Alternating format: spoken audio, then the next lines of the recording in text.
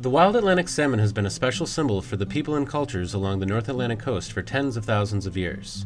These fascinating fish are born in rivers in the United States, Canada, Europe, and Russia, and migrate into the Atlantic Ocean to grow and feed. They congregate off the coast of western Greenland, and once they're ready to spawn, return to the rivers where they were born. In the United States, wild Atlantic salmon were once found in New England rivers from Connecticut to Maine.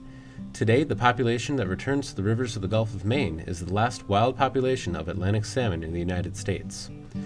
To prevent wild Atlantic salmon from extinction, the U.S. Fish and Wildlife Service and the National Marine Fisheries Service listed the Gulf of Maine population as endangered in 2000.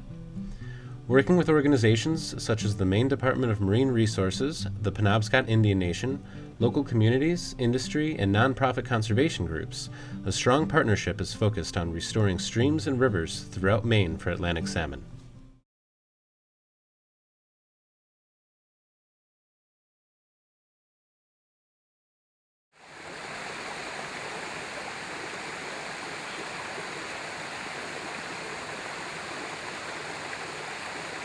This project came about many years ago when Eastern Fine Paper went out of business.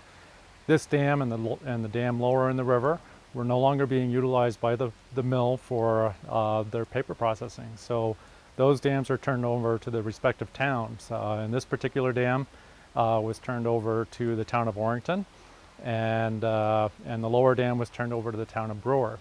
The town needed to make a decision as to what they wanted to do with this area. And it was either we take the dam out totally and not do anything, or look for a project that would be pristine, for the community, one that'd be useful for kayakers, canoers, and so forth.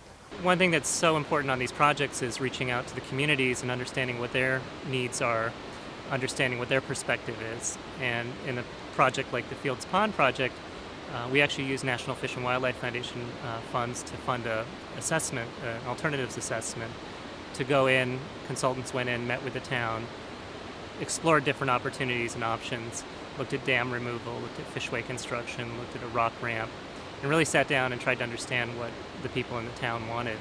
And as a result of that, there was a much more creative solution that was found, which was the construction of the rock ramp. The rock ramp, or the nature-like fishway that we see here, it's an engineered structure that is specifically designed to resemble a natural stream channel, but at the same time maintain some of the functions that dams still provide. But we believe it's the best alternative to fish passage over keeping a dam structure here, which is the more typical dam that we see on rivers and streams. We electrofish a site just about 200 yards downstream of here. We've documented 3 new coming diadermous species that have come up to that site, and we've captured them: Atlantic salmon, alewife, and sea lamprey, like I was saying, in these sites. So that's good news, I think, for connectivity. Marine species have made their way into this freshwater environment. In Sajunkadunk Stream, 2 years after the dam was removed, we estimated around 170 fish that returned to Sajunkadunk on their own without any help from the outside. This was dual-fold for me. Number one was to provide access of alewives and others to the ponds, but also to create an area that the town could be proud of. One in which would be functional for them, for access to the ponds, and also a place where they could come back, sit back, and relax. And some days this place is packed on sunny days and so forth. So we're very proud of what we got here.